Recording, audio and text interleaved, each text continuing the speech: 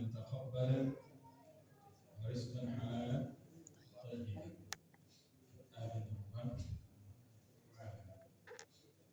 Alhamdulillah, Bapak Ibu, saudara-saudari jamaah salat tarawih Masjid Mutmainnul Qulub. Ada pergaulan Qulub. Alhamdulillah, saya perhatikan ini jamaah Mutmainnul Qulub masih semangat semua. Kita sekarang sudah masuk ke malam ke-11, sesi kedua. Dari 10 hari 10 fase ya. Alhamdulillah, Masjid Mutmainnul Qulub ini masih semangat. Sudah ada kemajuan jamaah. Tapi inilah saudara-saudara, bapak-bapak, ibu-ibu ini yang Masya Allah terpilih oleh Allah SWT. Semoga kita tidak hanya semangat menyambut bulan suci Ramadan, tapi juga terus menemani bulan suci yang mulia ini dan mengantarnya juga pergi. Karena ini tamu mulia, bukan tamu sembarangan. Kalau ada tamu yang mulia, kira-kira kalau dijemput saja disambut saja, setelah itu ditinggalkan, kira-kira gimana gitu? Kira-kira kita ini termasuk orang yang bagaimana? Kalau misalnya ada tamu mulia, sambutannya saja bagus.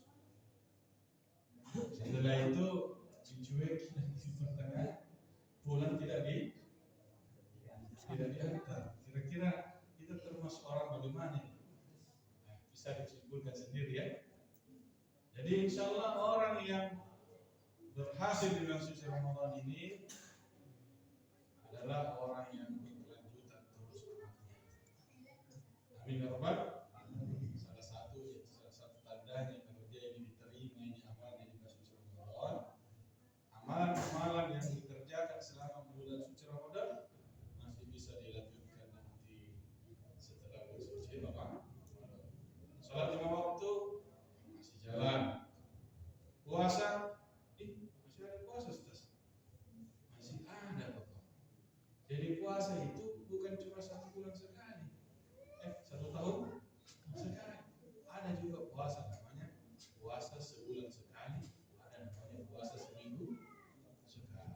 Bagaimana rasanya kita berpuasa? Enak atau tidak Bapak? Enak atau tidak? Bagaimana manfaatnya? Manfaat kesehatan, manfaat jasmani, rohani itu baik Pak, banyak sekali. Jadi insya Allah nanti di luar bulan suci Ramadan lanjut lagi puasa. Selesai bulan Ramadan ini ada namanya puasa Syawal. Setelah itu setahun sekali dikerjakan. Jadi puasa pada setahun sekali, ada yang sebulan sekali, ada yang seminggu sekali. Setelah bulan Syawal ada lagi namanya bulan Zulqa'dah. Bulan Zulhijjah, bulan haji. Itu disunahkan kita puasa di tanggal 1 sampai tanggal 9, terutama tanggal 9 Zulhijjah namanya hari Arafah. Puasa itu menghapuskan dosa yang lalu dan yang akan datang. Setelah bulan Zulhijjah ada lagi namanya puasa Muharram, setahun sekali lagi dikerjakan juga. Tanggal 9 dan 10 Muharram namanya puasa Tasyua dan puasa Asyura. Nah, itu semua yang puasa 1 bulan sekali, 1 tahun sekali selain bulan Ramadan itu sunnah muakkad. Sunnah yang sangat ditekankan. Kalau Ramadan puasanya puasa wajib. Selain bulan Ramadan yang setahun sekali itu sunnah muakkad. Ada juga puasa Sya'ban, tapi bagi yang mau saya persiapan memang. Kenapa? Supaya hatinya itu sudah connect dengan puasa sebelum Ramadan. Karena itu puasa wajib itu harus connect di hati, bukan cuma menahan lapar sama haus, tapi hatinya ini harus berpuasa, connect memang ini. Harus latihan memang. Ada hal-hal yang harus dijaga dalam puasa. Tapi saya tidak membahas itu karena terlalu panjang, nanti mungkin kesempatan yang lain kalau ada waktu sudah pernah dibahas sebelumnya? Belum pernah. Pada kesempatan ini saya hanya mau bercerita tentang bulan Ramadan ini adalah bulan yang penuh dengan ampunan. Tetapi ternyata ada orang yang terhalang mendapatkan ampunan di bulan Ramadan ini. Mudah-mudahan kita tidak termasuk. Karena Nabi katakan celakalah orang yang mendapatkan bulan Ramadan, tapi bulan Ramadan pergi berlalu dan dia belum diampuni oleh Allah. Kira-kira siapa ini yang tidak diampuni kira-kira? Salah satunya kata Nabi Sallam, orang yang bermusuh-musuhan. Kalau istilahnya bahasa Makassarnya baku, bombe-bombe. Tapi tidak ada di sini insyaallah. Di sini semua jemaahnya rukun semua. Tidak ada yang bombe-bombe. Dia tidak ada di situ juga di sana. Jauh. Kalau ada orang baku bombe-bombe, apakah kepada keluarganya sama keluarganya atau tetangganya, ini ya salah satu yang susah mendapatkan ampunan. Di dalam hadis dikatakan tu'radul a'malu kulla Itsnain wa Khamis. Amalan itu dihadapkan di hadapan Allah setiap hari Senin dan Kamis. Sayafirullahu kullu muslimin illa rajulan kana bainahu wa bain akhihi syahna. Maka Allah mengampuni siapa saja yang Allah kehendaki kecuali orang yang antara dia dengan saudaranya atau tetangganya ada bermusuhan, bombe-bombe. Ayaqulullahu, lalu Allah berkata, dah hadai, tinggalkan yang dua itu, jangan diampuni dulu hatta yatasalaha, sampai mereka berdua berdamai.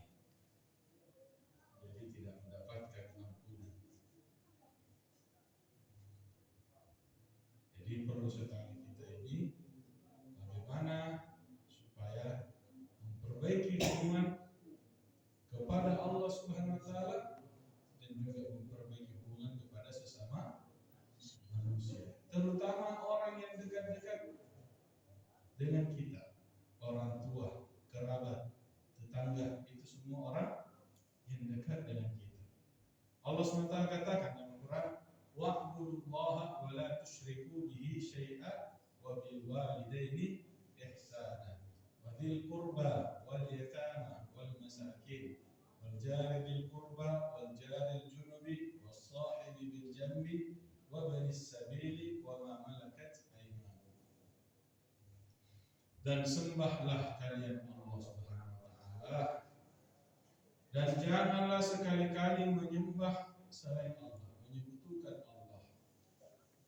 Jangan kita meyakini sesuatu selain Allah memberikan pengaruh pada alam semesta ini, memberi manfaat ataupun mudarat, karena ini namanya kesyirikan. Sembah Allah, wala tusyriku, dan janganlah menyekutukannya dengan sesuatu apapun. Siapa-siapa yang mati menyekutukan Allah tidak bisa juga dapat ampunan. Inna Allah la yaghfiru an yushraka bihi wa yaghfiru ma duna dzalika liman yasha. Sesungguhnya Allah mengampuni semua dosa kecuali orang yang mati dalam keadaan musyrik menyekutukan Allah. Jadi jangan sekali-kali. Karena katakan la yadkhul dalam ayat dikatakan la yadkhul jannata hatta yalijal jamal fi samil khiyam. Dalam ayat dikatakan faqad harrama Allah alaihi jannah. Siapa yang menyekutukan Allah, menyembah Allah, Allah mengharamkan untuknya surga. Setelah Allah memerintahkan kita menyembah kepada Allah dan tidak menyekutukannya, kita diperintahkan untuk berbuat baik kepada kedua orang tua. Wabil walidaini ihsan. Jangan sampai kita ini termasuk orang yang bermusuhan dengan orang tua, karena ada teman juga yang begitu. Yang musuhnya orang tuanya, bahaya. Yang namanya durhaka kepada orang tua, maka akan mendapatkan balasannya langsung di dunia sebelum di akhirat. Jadi hati-hati.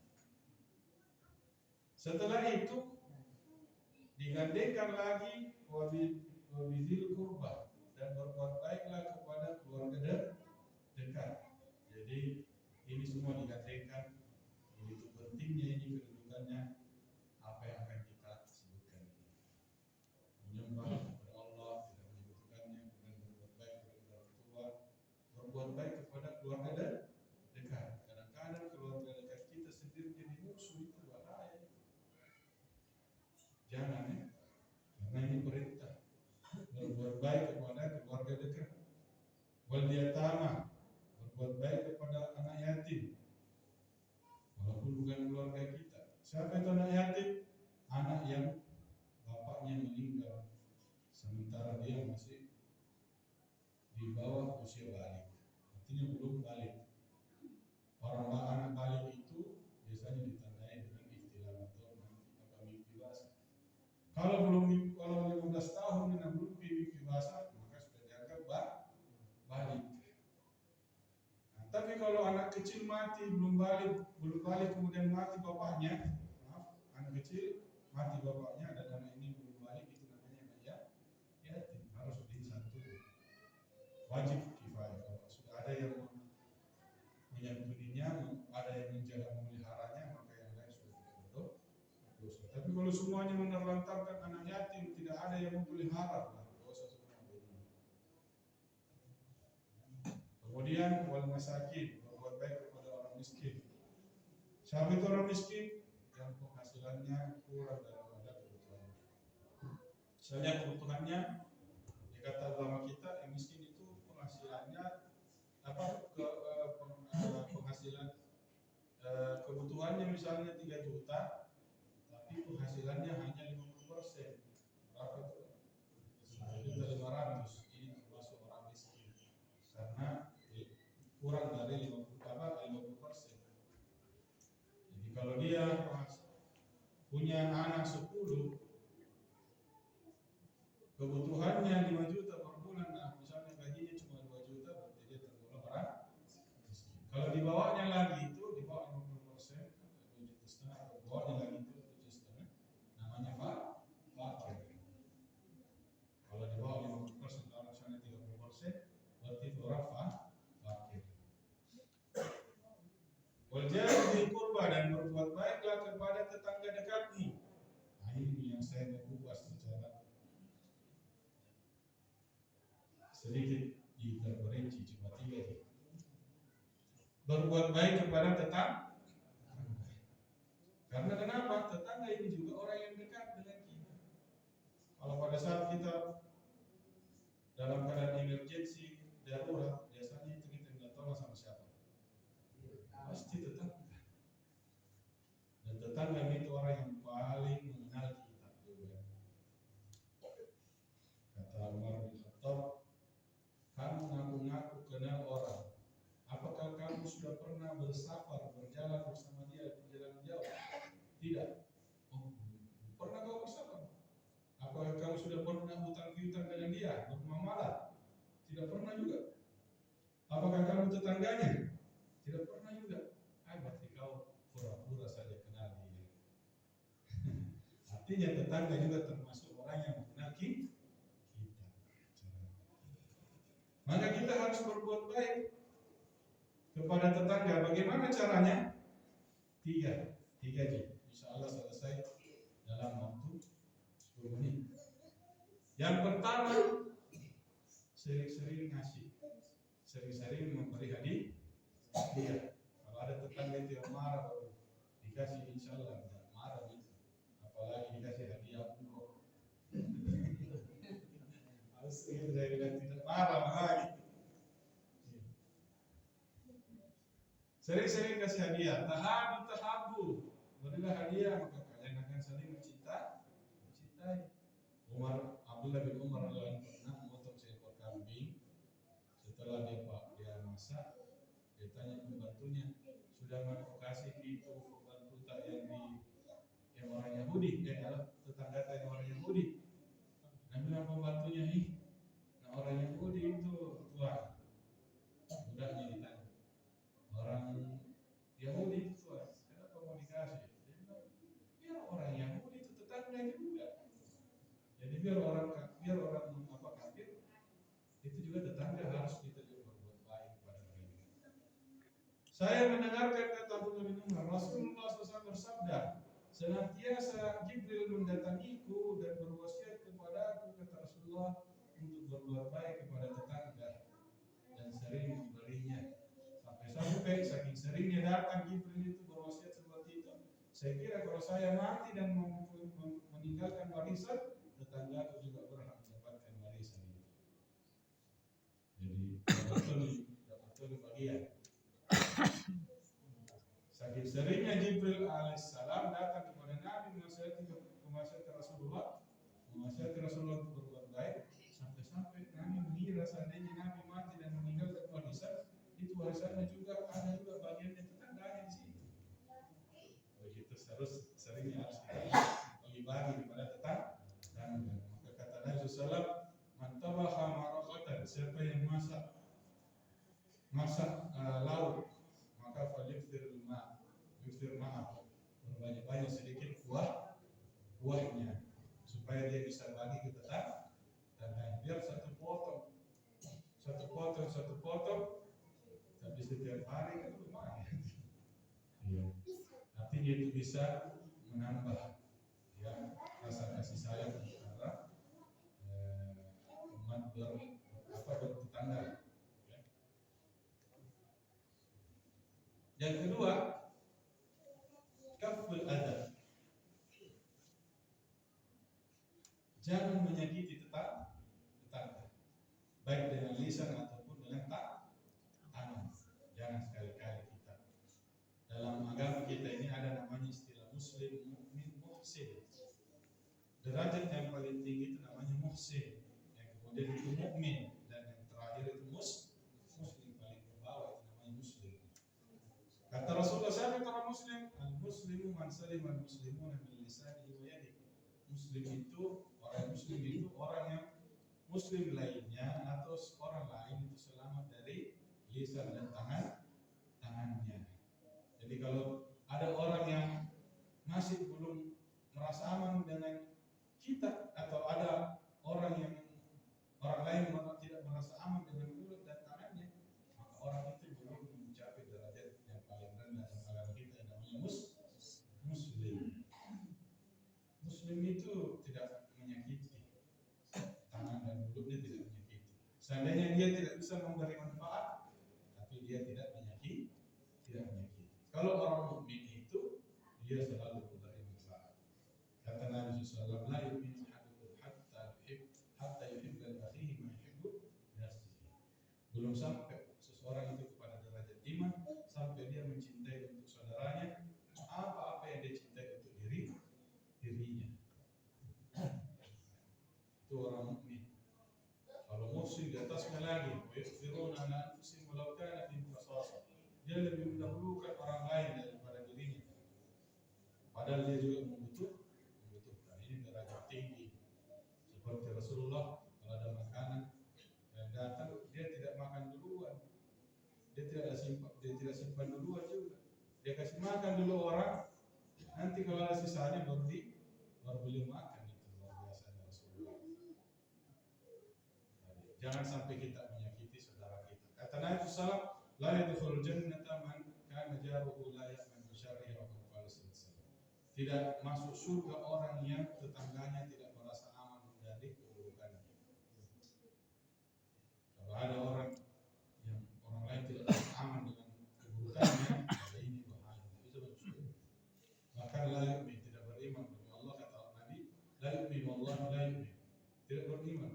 Kata Nabi, demi Allah tidak beriman.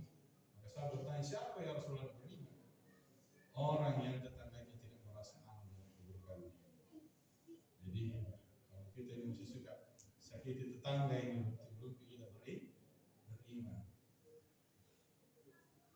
Yang terakhir, kalau seandainya ada tetangga kita yang menyakiti kita, jangan kita balas dengan perbuatan yang serupa atau sejenis yang sama.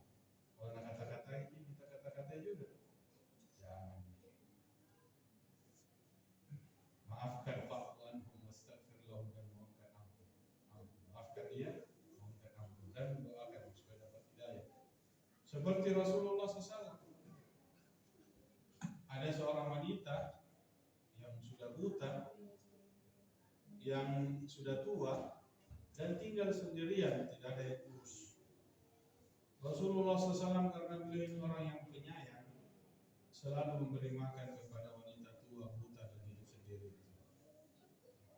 Tapi sayangnya ini ibu, setiap kali Nabi kasih makan, dia juga ikut celah-celah Nabi. Nabi bilang nih, yang aku ikut itu namanya Muhammad itu orang gila. Tidak tahu kini bilang yang kasih makan kini adalah Nabi Muhammad Sallallahu Alaihi Wasallam.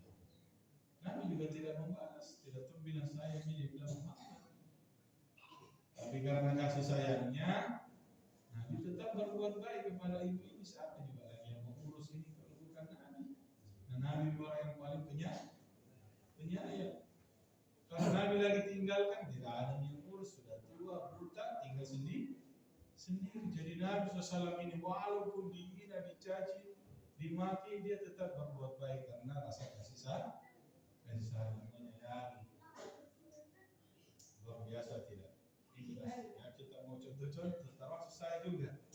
Kan kita itu kalau misalnya berbuat baik ke orang tidak dibalas dengan kebaikan, apalagi membalas keburukan, pasti kecewa. Betul tidak Bu? Betul. Sampai jika suara aku ini sudah.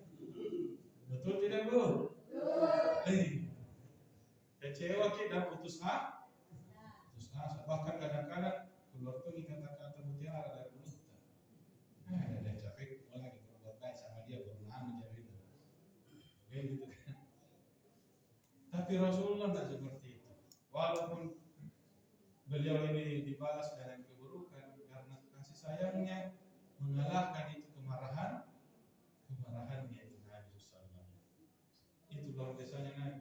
Kasih sayangnya mengalahkan kemarahannya. Subhanallah. Semoga Allah Ta'ala berikan kita sifat seperti ini. Amin. Jadi Nabi SAW kasih makan terus sampai Nabi wafat. Sepeninggal Nabi, siapa yang menjadi penggantinya? Khalifah siapa? Penggantinya Khalifah itu kan pengganti Abu Bakar. Datanglah ke istrinya. Abu Bakar katakan, wahai ummul mukminin, adakah kebiasaannya Rasulullah yang harus saya lanjutkan? Karena saya ini penggantinya. Maka ummul mukminin katakan ada. Satu orang ibu tua, buta, tinggal sendirian, setiap hari Nabi SAW kasih makan. Abu Bakar berangkat kasih makan. Pas dikasih makan, ini ibu bilang, nih, kenapa lain caramu dikasih makan? Tidak seperti kemarin. Kemarin lembutnya caramu ini kok kasar. Saya dengar itu Muhammad sudah mati ya. Itu celaka betul itu gara-gara begitu. Masih ada hina Nabi. Menangis dia Abu Bakar dan Nabi itu. Ini yang dikasih makan tiap hari, celah-celah juga. Nah, jadi Abu Bakar bilang, minta maaf, memang kasih makan ini bukan yang kemarin. Yang kemarin itu sudah meninggal. Memang dia itu orangnya lembut, makanya kasih makannya lembut. Kalau saya ini agak buru-buru kasar. Tapi ibu mau tahu siapa yang kasih makan kita hari? Memang siapa ya? Saya tidak pernah juga sebut namanya. Nama juga dia sebut namanya. Dan itu yang kasih kita celah yang namanya Muhammad. Yang saya celah tiap hari dia kasih makan saya.